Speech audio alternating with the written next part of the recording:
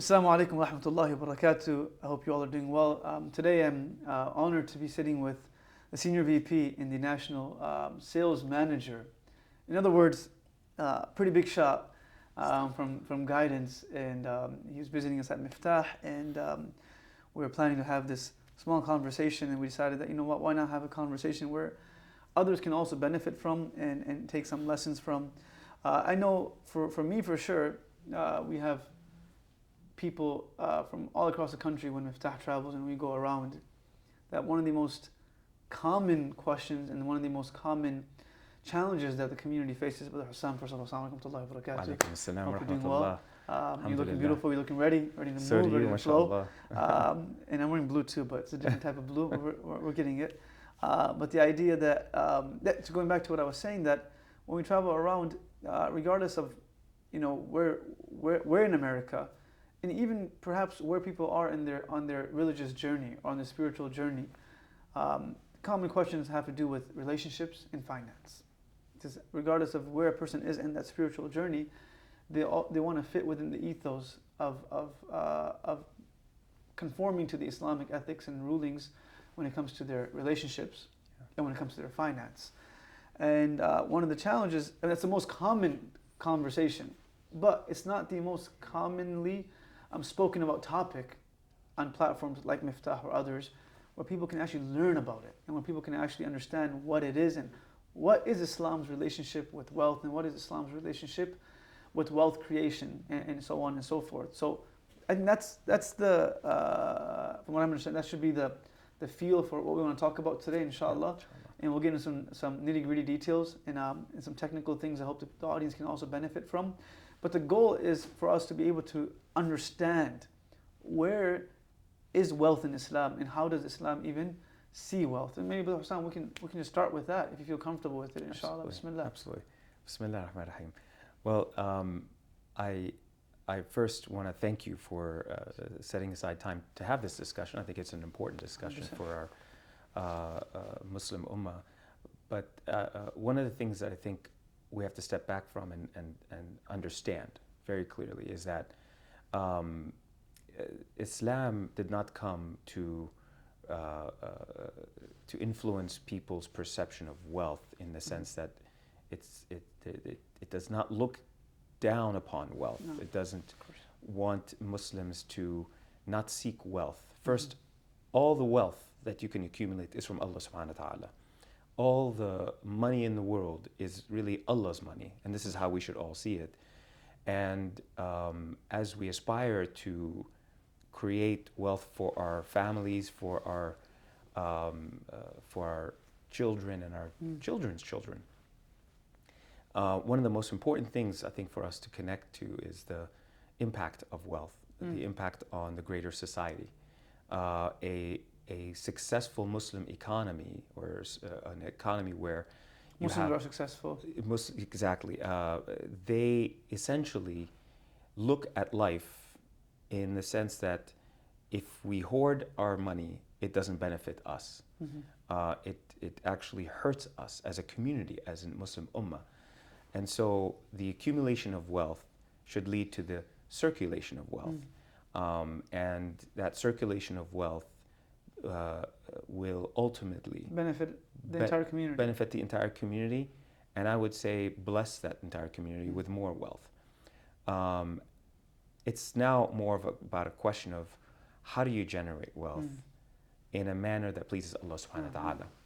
Yeah, so it's interesting, Islam did not come to change the perception of wealth, but it definitely came to change the perception of how to accumulate that wealth and how to spend the wealth. But it didn't come to change the perception of the wealth itself. So in all the narrations which speaks about, in a bit, it's Abdul Dinar or Abdul Dirham, there's narrations where Prophet speaks about wretched or lowly is a person who has become a slave of the dollar and become enslaved to wealth. That's in part to do with to be over infatuated by it, but B, also when you do or rather when you do conform to that type of capitalism is God mentality, we're talking about earlier as well, then it doesn't matter how you get it. So ethics and values are primarily non-existent because it's not the process, it's the outcome. Rather in the Quran and also in our narration, our prophetic tradition, we find that Allah uses words like khair for wealth. It's good. The Prophet refers to the person of wealth, al-yadul ulya khairun min yadis sufla.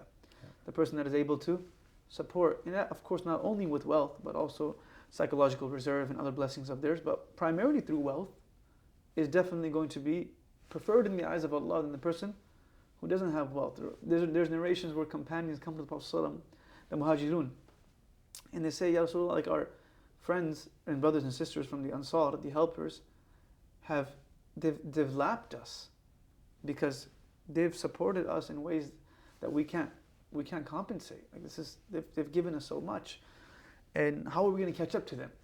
And different narrations, Prophet teaches them different adhkar and kalimat, and then the companions were very intelligent and said, what if they learn it too?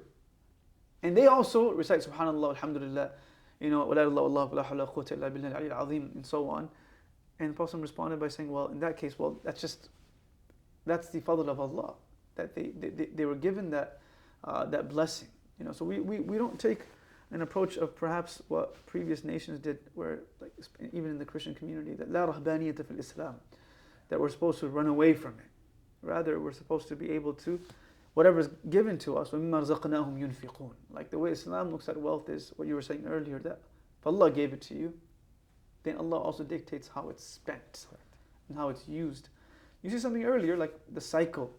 Like it's interesting that the entire concept of being in the Muslim ecosystem, and I use the word ecosystem because Prophet said, "Al-Muslimuna, al-Mu'minuna kal-jasad al-wahid." Like believers are like one body. So if one part of the body hurts, ishtaka ra'suhu ishtaka kullah, head is hurting, the whole body is hurting. And the opposite is also true. If one part of the body or one part of the community is doing well, it benefits the entire community because it's cyclical from everything. Well, Hussam, it's interesting where in our narration, in our tradition, we learn about that if we want ourselves to be supported, then the Prophet of Allah taught us, "Inna Allah fi awni al-abdi ma kana abdu fi awni akhi." That if you want Allah's support to be with you, then you must also be supporting somewhere else. If you want to be forgiven, the Prophet of Allah taught us, sallallahu alaihi wasallam, "Irhamu turhamu." That if you're not forgiving, you won't be forgiven. You have to forgive to be forgiven. I want my sins to be hidden. "Man satara aiba akhihi satarahu Allahu yawm al-qiyamah." You hide people's and conceal people's faults, Allah conceals your fault. And lastly, you want wealth to be given to you. مَا نَقَصَتْ مَالٌ مِّن صَدَقَةٍ. Right? Wealth will not depreciate through charity, which is a very different system. But you have to have it to be able to give it. So I think for most of us in America, at least Brother Hussam, in the Western world, we don't have to convince ourselves that wealth is good.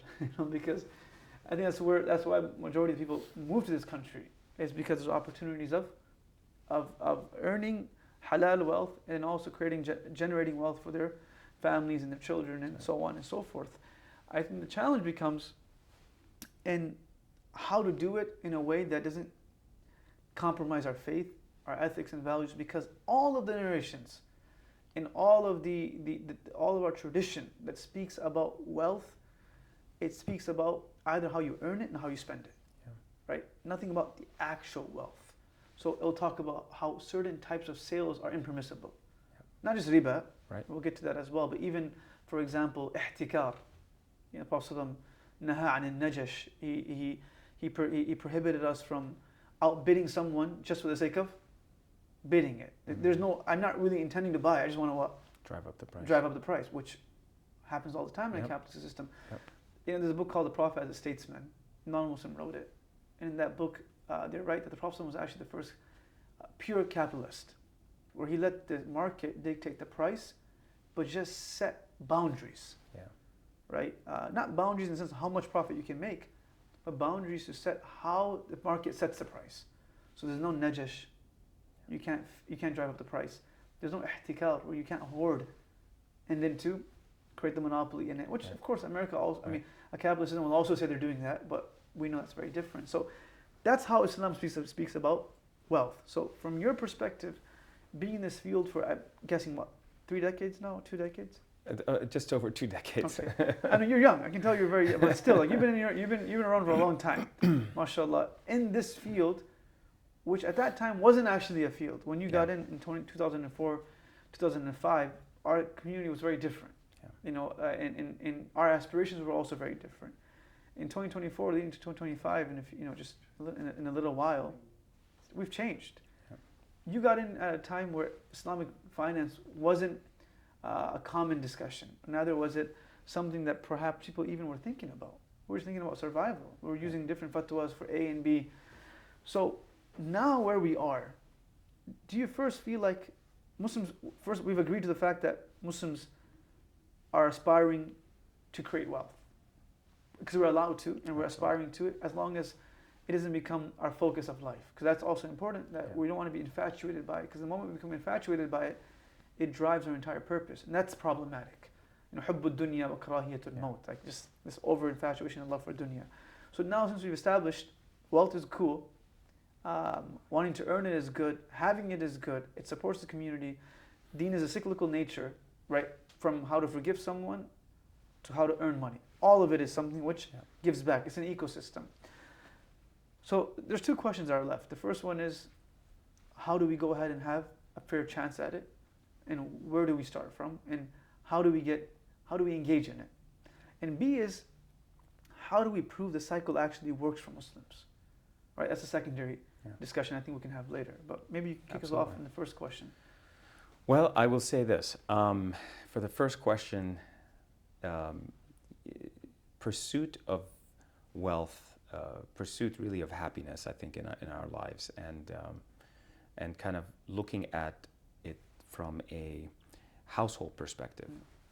As a household, you have all kinds of options in how you can grow your wealth. In the United States, you have access to the stock market, you have access to the sort of commerce, opening up a business, you have access to all kinds of vehicles, right? And so the how becomes a big deal, first of all. And permissible, unpermissible, of course, should be front and center. But what we do know is that home ownership is the biggest wealth creator for families over generations. Excuse me. And so you have for 6 generations Americans who have inherited real estate from prior generations that have increased in value tenfold in some cases. Oh. And that has helped those Americans support their flow. Absolutely. I mean, when you are inheriting a great-great-great-grandmother or great-great-grandfather's estate, the biggest thing you'll inherit is their actual real estate. If that's been passed down, then you have what we call kind of a leg up against your peers. You have a leg up in the community, which is why we as an organization focus on home ownership first and foremost as an Islamic finance institution.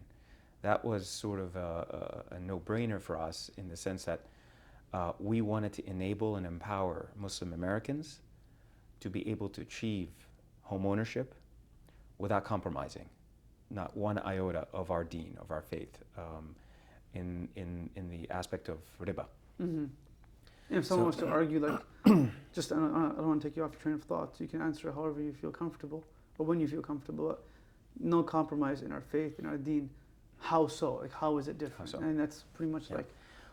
Well, you mentioned when I joined the organization, early 2003, and the organization was around only for about less than a year at that point. Oh, wow.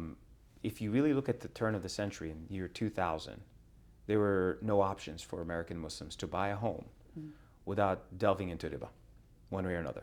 I mean, this is the biggest purchase you'll ever make in your life, and prepare yourself.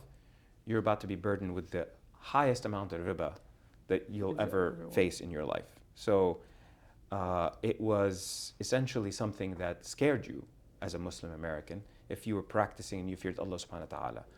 So what was there for you as sort of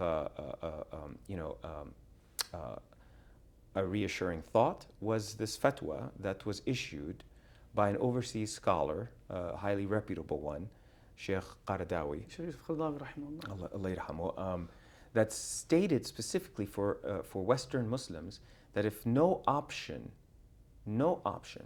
was available to you, that you were permitted through darura to buy a home using these conventional methods. Home that is fair for your family, standard. Correct. Your dwelling, where you plan to actually live and raise a family. Well, for many, they were still uneasy with that. Of course. Yeah. So, but others pursued homeownership that way. But what we had was a community that was fractured in a sense of engaging in this wealth creation through real estate. And if you really think about the opportunity loss for Muslims over decades and decades of just renting, the Muslim wealth was essentially being, or I would say exiting the community as quickly as it came to the community through rental payments on homes where they had to rent. The instability that comes from that is also great, because you didn't know when your landlord was going to say your lease is up and I actually need you to leave. And so when I joined the organization, I had stumbled upon this institution guidance that really took a very, very meticulous approach to creating a solution, not an overnight solution. This approach involved first a 3-year research and development phase that included 6 of the world's leading scholars in Islamic financial transaction laws, led by Mufti Muhammad Taqi Osmani as the chair of the Sharia Supervisory Board for the creation of this program. It involved 18 law firms amongst the U.S. housing industry. These are the law firms that oversee a lot of what happens legally in the housing industry. It involved Freddie Mac and Fannie Mae's legal divisions, which is the securitization of the mortgages in the United States.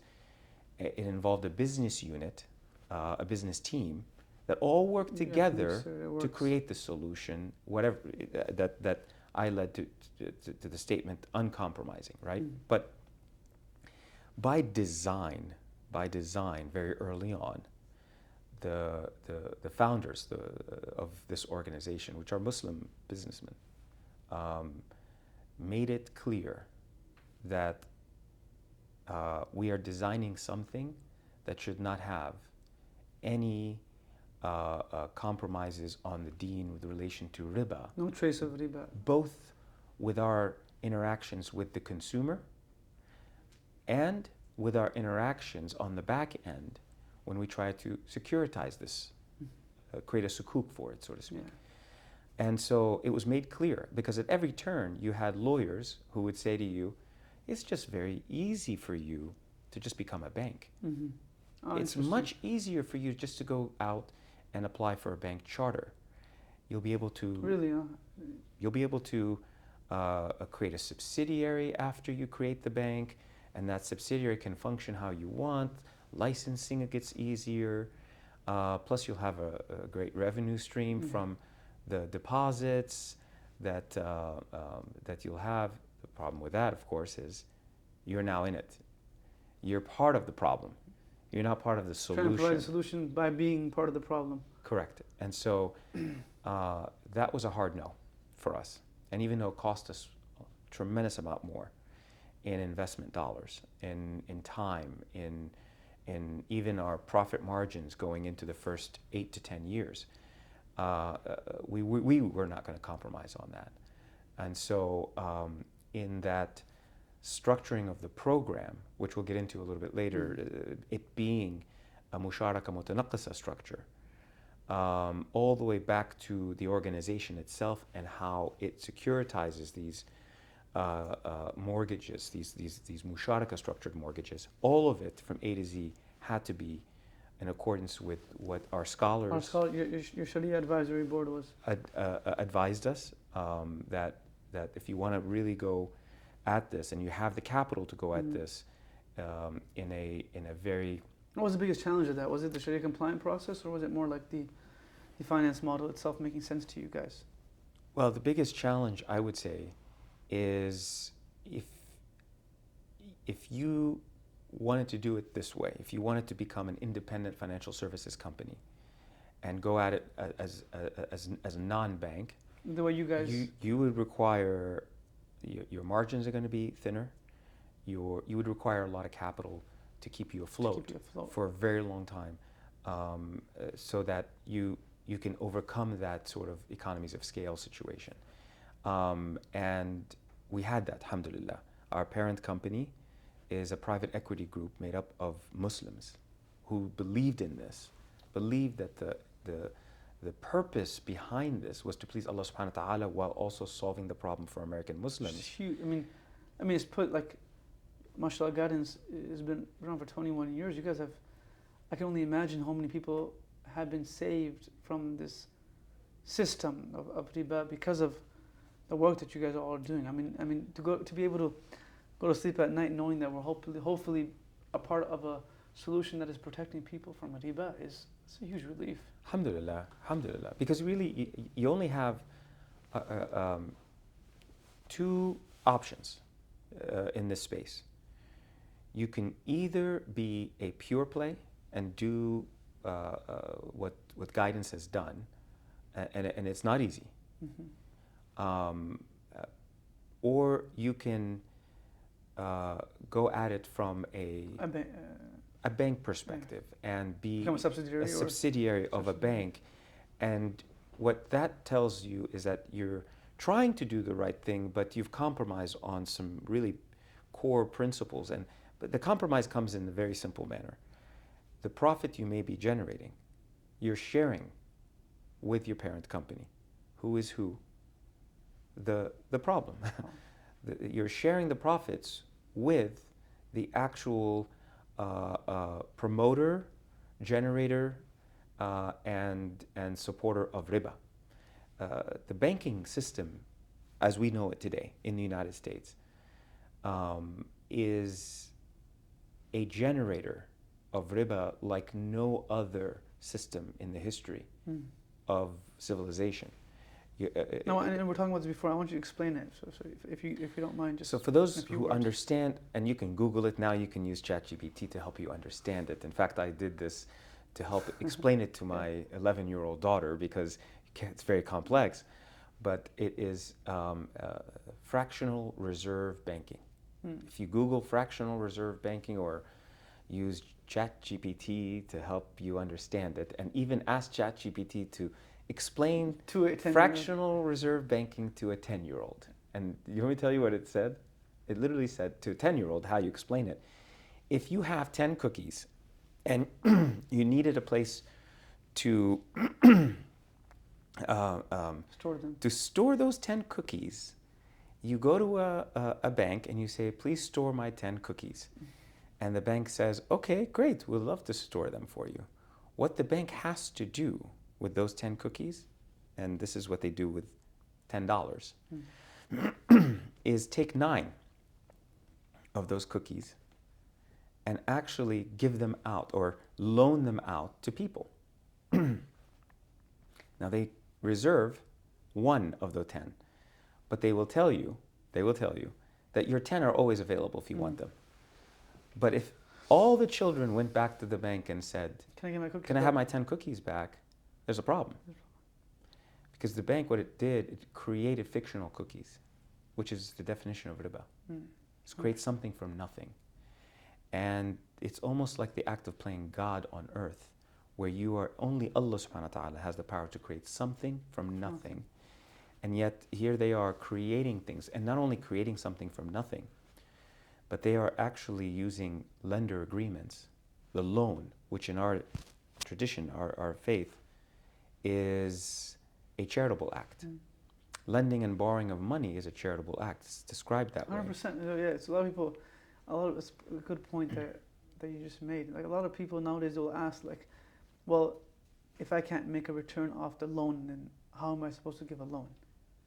And the answer to that is, well, you're not supposed to make a profit off a loan. Yeah, you can make it off partnerships and having Correct. a relationship of a profit sharing model. But if someone needs a loan for something specific where there is no potential of sukuk, I mean, technically, almost everything can have a potential of sukuk, if you know, of Islamic bonds. But if it had no potential of it, that's because qardan hasana is exactly that. That's right. That man yuqridullaha qardan hasana. That you're just giving someone a loan because They're in they hardship. need it, and then they're going to give it back to you. Correct. You know, and that's qarda hasana, where you give it what Ibn Kathir rahimahullah, he defines it as tibun nafs, where you give it with the goodness of your heart, bashashatul wajh, you give it with some excitement so the person doesn't feel burdened by it, and so on and so forth. But in a system like this where everyone is making that type of contract, you almost feel like you're in the anomaly if you're not making money off that loan.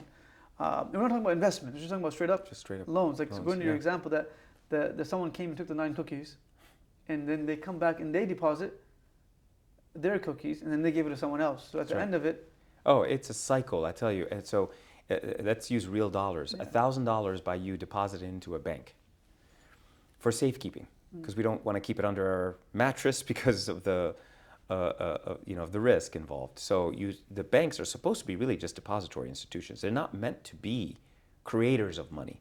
But fractional reserve banking concepts have made them creators of money. Are all banks fractional? Do all banks utilize fractional? Absolutely. In America? In America. In America, this is why we always talk about becoming an Islamic bank in America is impossible at this stage. It's not like in Malaysia and Pakistan. It's not like that. No.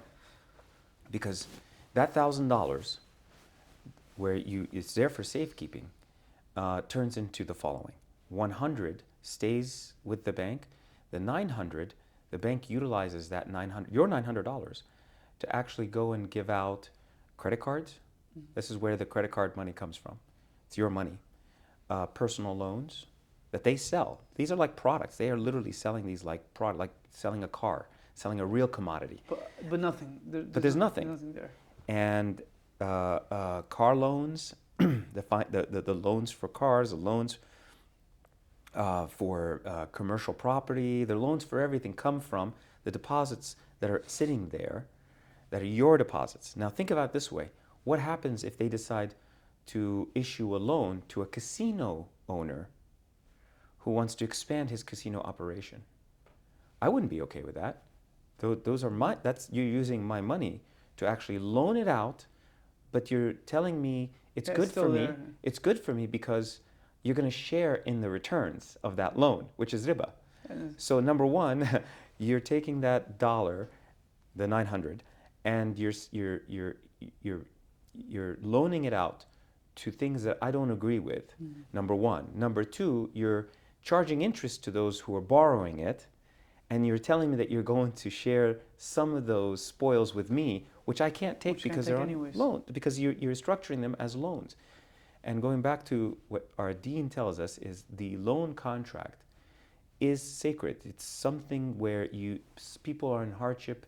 We need to step up and use that contract. And that contract is really a way can be advantageous of a person's situation. Someone who's in hardship, who accepts a loan from you, that contract is one that protects them from your potential exploitation. And if we think back to Sayyidina Isa alayhi salam, Sayyidina Isa did one thing, and that was something really aggressive in a sense for his nature. He turned the moneylenders' tables in the old temple upside down and kicked them out of the temple. Why? Because they were using the lender agreement, the loan, to transact in trade and taking advantage. Now, what happens if somebody cannot repay a loan? In the conventional sense, then the lender goes after the borrower, after their other assets. And if those other assets don't add up to what is the amount owed, with the interest that's accruing, that's the absolutely, they can, back in the old days, back in the days of slavery and such, you became an indentured servant to that person. You now have to work it off for however long it takes. And there, all of a sudden, is the gateway. It opens up a gateway to slavery, owning other human beings, and creating this sense of sort of I can create things. I can from own nothing. things in I ways can that- own and create. So it is a very, very slippery slope, which And- is why and- Allah subhanahu wa ta'ala wages war against riba. So in a system like in guidance, before that, it's really interesting that in the Makki period, you actually find, many of the verses that refer to the reasons of why the people of Makkah could not accept Islam was simply because of how they used their money. They were so accustomed to having a certain process of using their money. Yeah. And it was so normal to them. So Allah says, for example, like, فَذَلِكَ الَّذِي يَدُعُ الْيَتِيمِ وَلَا يَحُضُّ عَلَىٰ طَعَامِ الْمِسْكِينِ. Like, we're talking about verses that talk about not to take the wealth of orphans. Like, can you be more vile? Can there be an act that is more vile and vicious and hideous than taking wealth from orphans, right? Yeah. But that became the norm because Absolutely. Now I'm serving the orphan. I should be able to take X amount from them, and so on and so forth. So in the Makki surahs, that became the reason why Allah highlights that a lot of the people of Mecca, or أَرَأَيْتَ الَّذِي يُكَذِّبُ بِالدِّينِ, you see that they can't accept deen. It's because they want to stay in the nature, in the cycle of their in their ecosystem of finance, because that's how they stay. Like what you were saying, I can create, I can own, and I can generate, and so on and so forth. But to come back to that statement that you made, like, so in a normal, conventional system, they come after your assets, your property, and so on and so forth, with the incurred interest, which obviously changes the whole cycle. But right before that as well, the exploitation of the borrower can happen in deen, but the actual contract also protects the lender. That's right. Because there's nothing that the Prophet ﷺ would pray janazah on anyone, but the one person that he would ask about before he prayed janazah, or the one deed, was, does this person have a loan? And until that loan is either forgiven or paid off, I mean, I can't. It's not my place. Yeah. Right. So it also shows that there was an understanding of, we're going to give you your money back. There's no way of me getting out of it. So both parties were protected. But that's right. So how would a system like guidance in the Musharakah system specifically, of partnerships, if a person can't make their payments, for an average listener and viewer, they may, like most people will say, it's the same thing. They'll come after your assets as well. So how would you differentiate the two? So it all begins with that contract. That contract characterizes everything about the relationship and establishes us as co-owners with our customers in the home. So by the way, for the audience, like, Musharakah means to be co-owners and a partner in an asset. So like the asset, the house has shares. That's right. And person A owns 70% of those shares, person B owns 30% of those shares. And the ultimate goal is the house owner is buying their shares back at a price that's obviously with the profit, because now the shares they accumulate and they grow in their value. Yeah, that's absolutely correct. In simple terms. So in simple terms, if let's say somebody wants to purchase a home, and I'll use $100,000 as a very simple example, they've saved up $5,000 to go towards that purchase. Guidance would come in with $95,000. We would literally establish this Musharakah Mutanaqqasa structure, this co-ownership commitment agreement. And this co-ownership commitment agreement stipulates that we're going to be 95% owners of this asset, and you're going to be 5%. And your obligation to us is simple: buy us out over a term that you select. And when you're buying us out, you're going to be given the exclusive use and enjoyment of 95% of the property that we own at that starting point. So you get to use it. Because generally in the Musharakah, shared ownership also gives shared access. You got it. So we're giving up our access to that 95%, and we're saying, pay us a usage fee for that. We call it a profit rate. So we calculate a profit rate on that, and we charge. That's how we. Like other people can also do an ijara system for that as well. Yes. Others have using exactly a rental system for that profit share. The ijara, so it is similar to rent, but we don't call it rent for a reason. because we are not acting as landlords. Got it. Yeah, and as partners. That's important to note, because with an ijara or with a rent or a landlord, changes the relationship. All of a sudden, I own the house if I am the landlord and you are the tenant. 100%. You have zero ownership until maybe at the very end of the term, whatever it is. I could say, I can convert your payments to a down payment to give you ownership. But you cannot do anything with the property. You cannot sell it. You can't do anything. You have no power of transaction. Exactly. So in this co-ownership commitment agreement of ours, it stipulates that you are buying shares from us every month. So every month, your ownership shares increase, our ownership decreases. And we actually, to establish ownership on the property, we create an LLC for every single home. We've created more LLCs on residences than any other institution probably in the United States.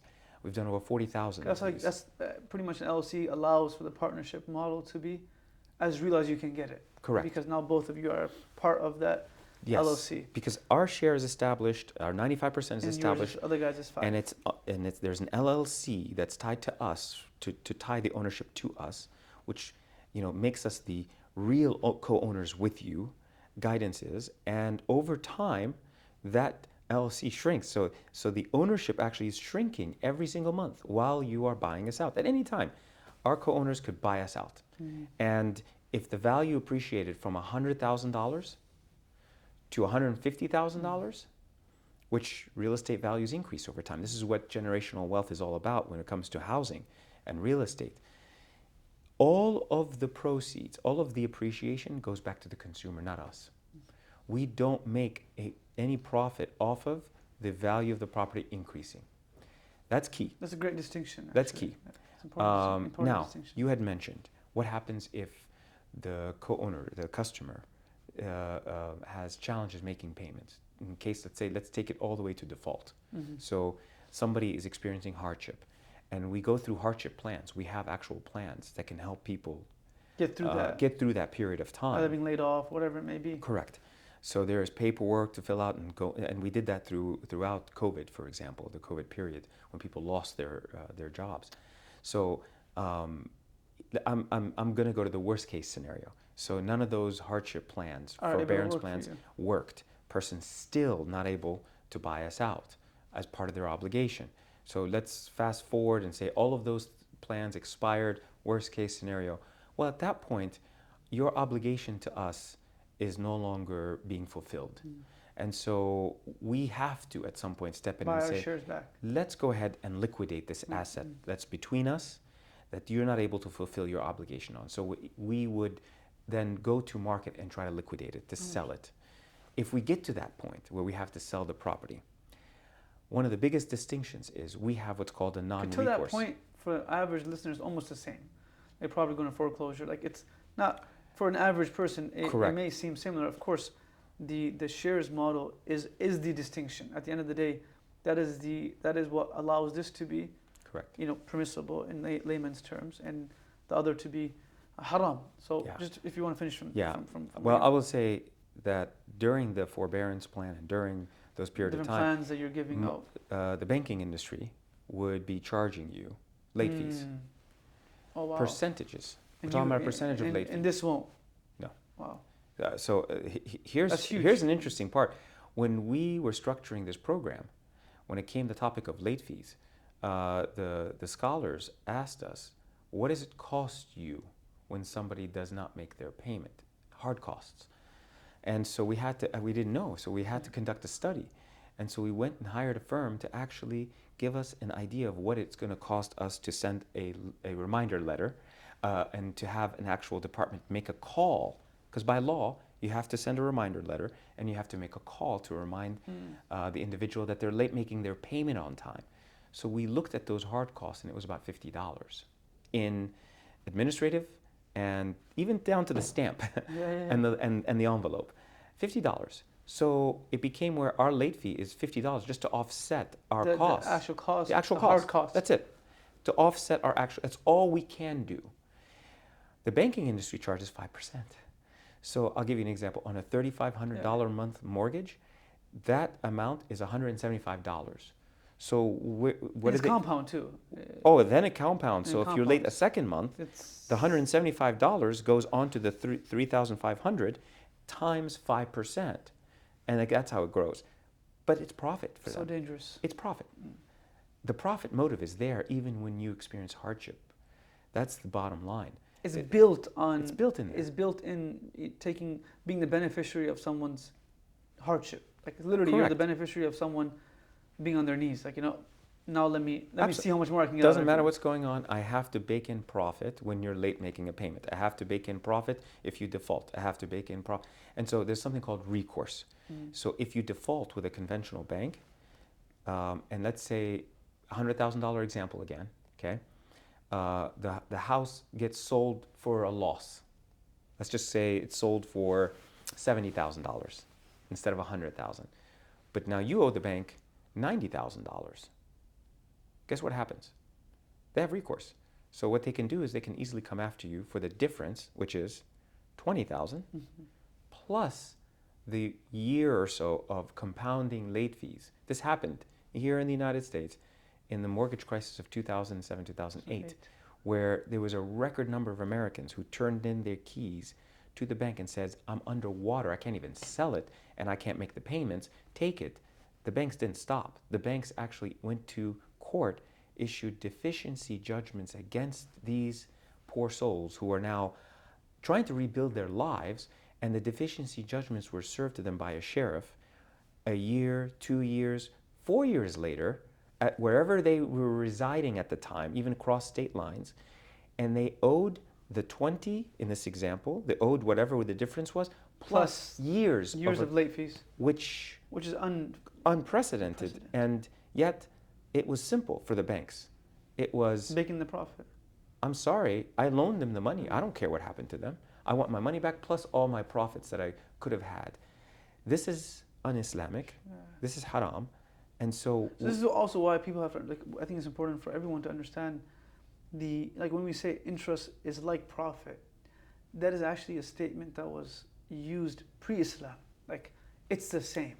NMLS مثل الربا. Like it's all the same. Like, you're making a profit and you're making this profit, and you've just chosen to. And some people do that, by the way. Like, some people do just change terms. To make it seem like it's Islamified.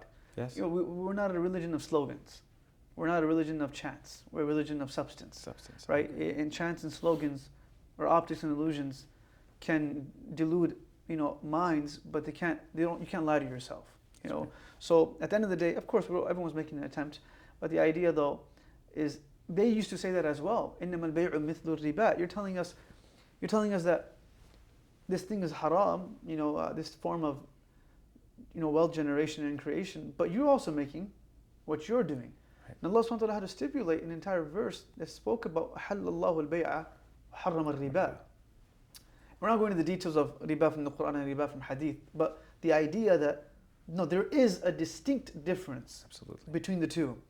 So, in that distinct difference can be felt and seen at the most nuanced level. Yeah. Right? Not only at the difference of I'm buying something from you, you're selling. No, it's at the level of what you're referring to, like the shares, the idea of even liquidating the shares is done in a way that is not capitalizing and being advantageous of the person's situation. Exactly. Because that would be not only unethical, that would be extremely sinful. Absolutely right. Because the whole goal of a believer is to lift the person back up. Yeah.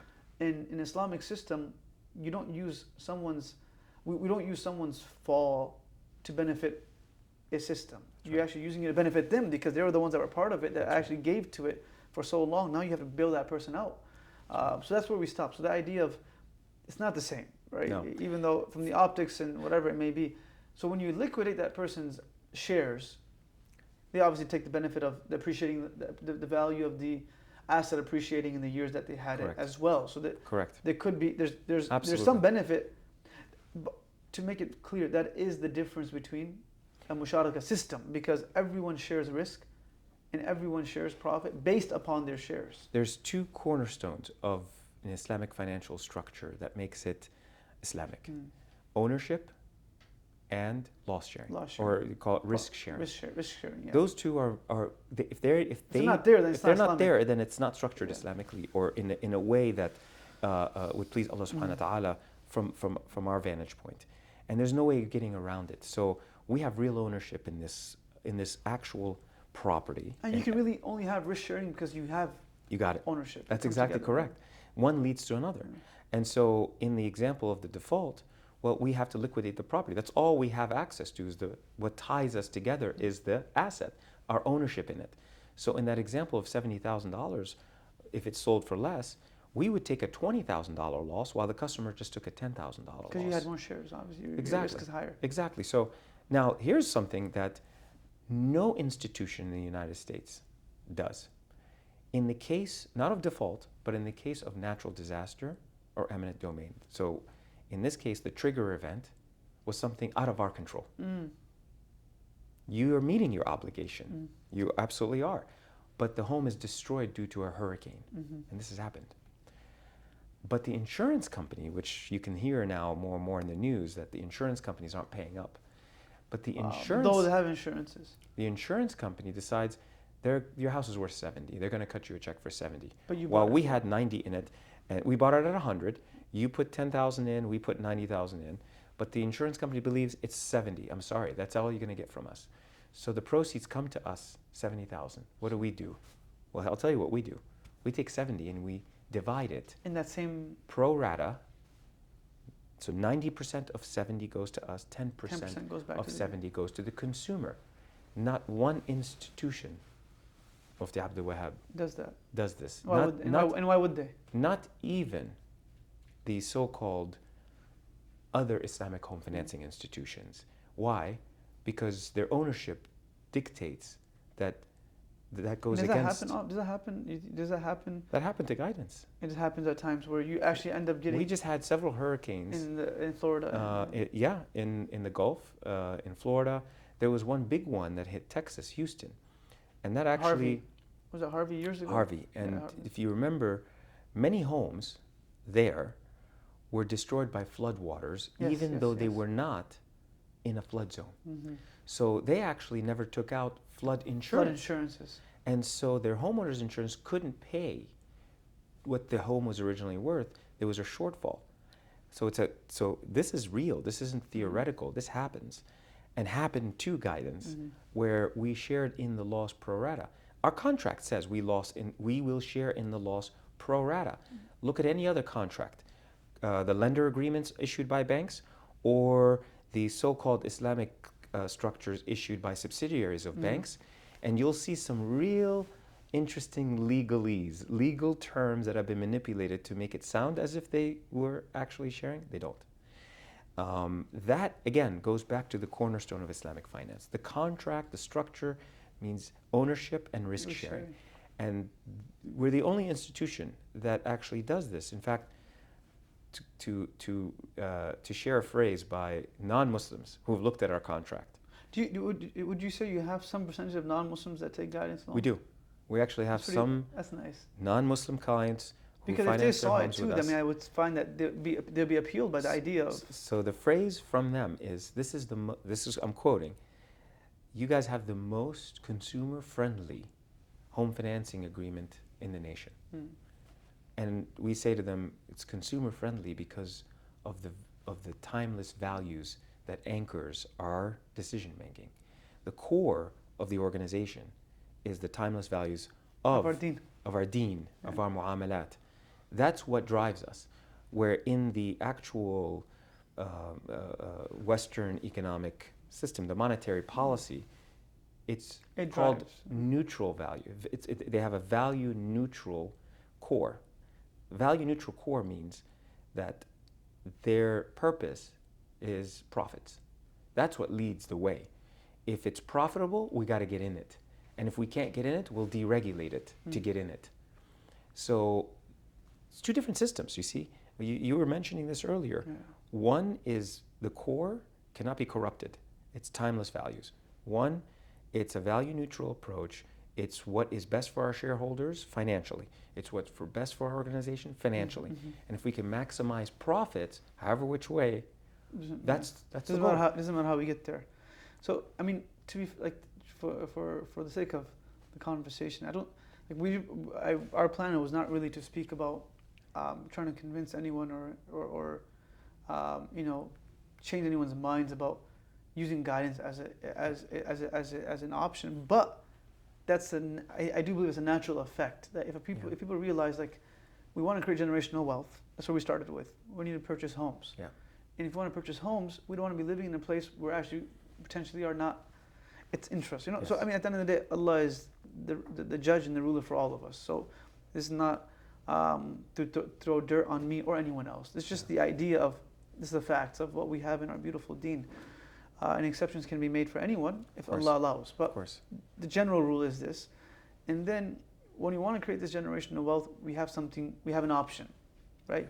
And that option is not only an option that is just there, it's actually a better system for the person that is benefiting from it, right?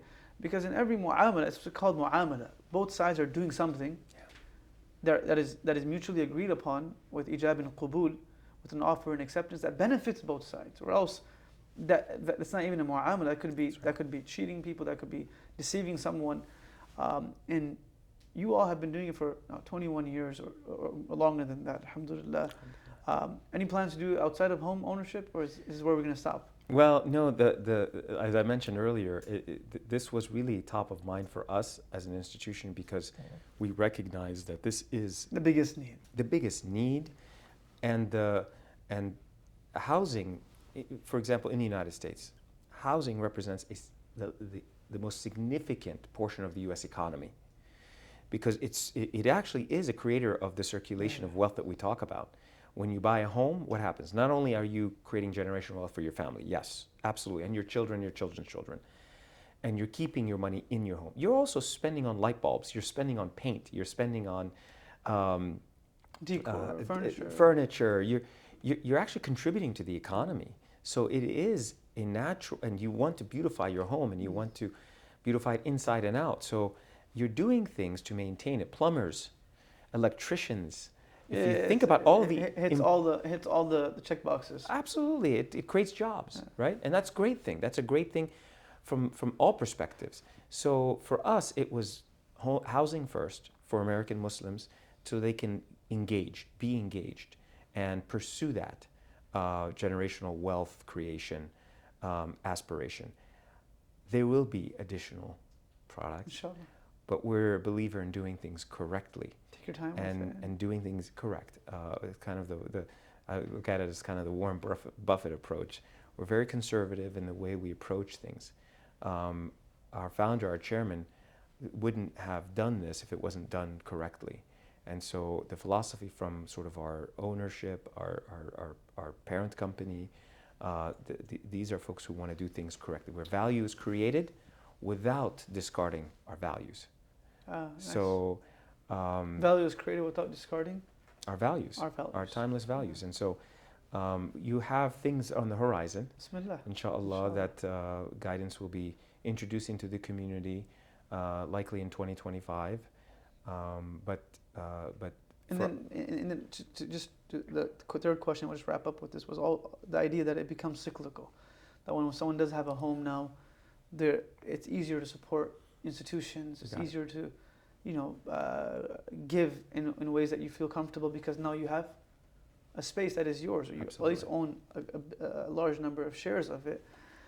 Whereas a person doesn't have that, then the fear of giving can overwhelm them. And our system is built on charity, quite a bit of it, our non-profit sector. So if we have people that are able to give, that means we're able to produce more for our community, as in for us at least in Miftaah, students and professionals that go out and then they give back. So the whole cycle is built on, in many ways, on a person not loving money, because I want to be careful, but at least being comfortable at a point in their life where they're not worried about where they're going to live. That's right. And what they're going to, and how they're going to live. And at a certain point, you have to own a home for that purpose, and it should be an option for you, if you want it to be an option, through a halal means. Absolutely. Right? Why would we have to take on a sin for something which is in need, right? And especially where there are options now, alhamdulillah. So I think our responsibility as scholars, as students of knowledge, for us and as institutions, is we want to be a part of, we want to be able to provide people access and information to anything that can help their deen. Yeah. Right? For me, at the end of the day, there's no benefit in a relationship with guidance or any other organization outside of the fact that maybe you can sponsor events and so on and so forth. But the benefit is more people have access to understand. I'm just being blunt, just for everyone to understand.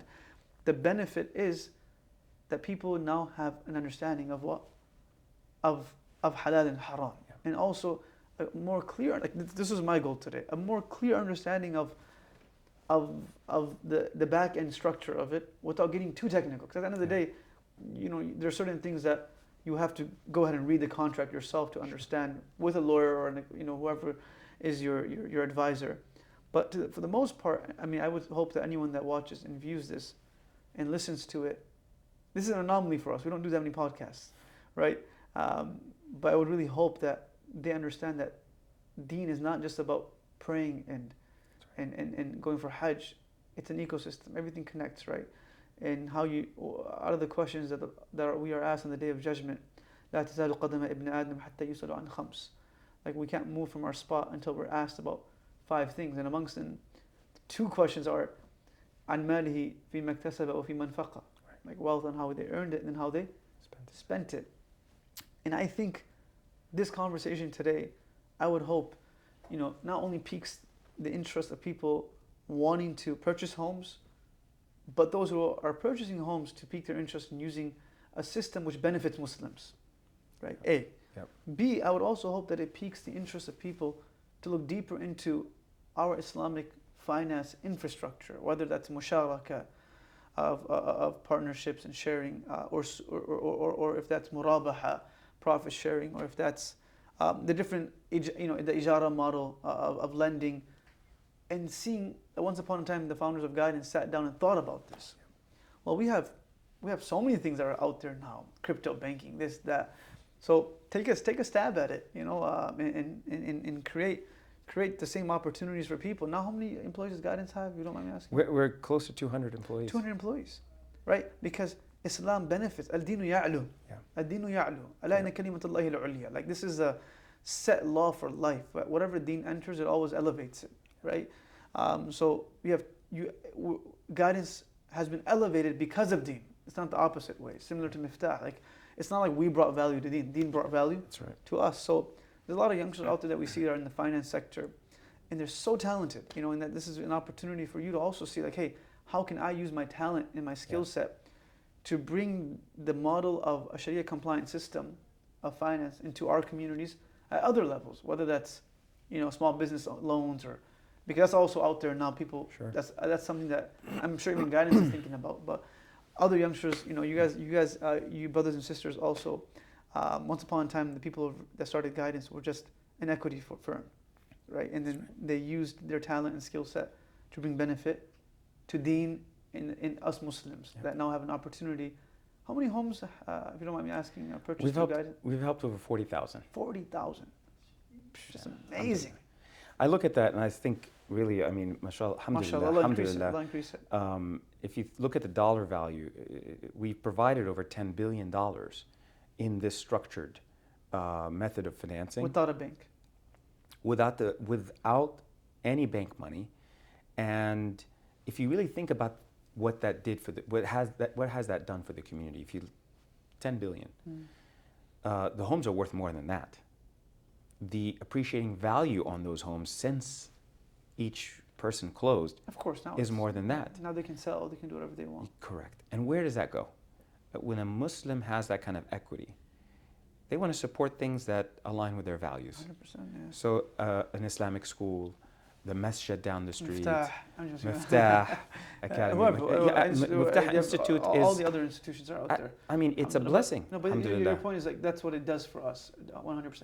One last thing, Brother Hussam, if you don't mind commenting on, what role does the Freddie Mac, Freddie May, like you were saying that it securitizes the loan. I think someone may be thinking just that part, a person may not understand. If you want to just explain it in layman's terms. Yeah, so ChatGPT style. I know. I mentioned it earlier, actually, when I said we engaged them during that 3 years of research and development. We engaged their legal divisions.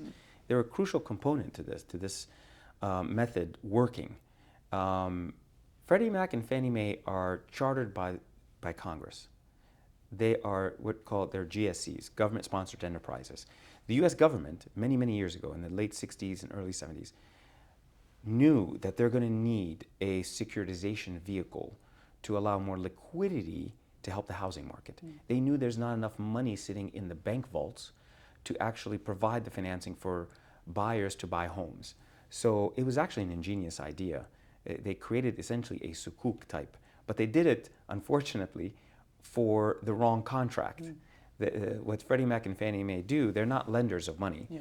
They don't lend, they don't borrow, they actually are the ones that pool or take or purchase these mortgages from banks and from financing institutions.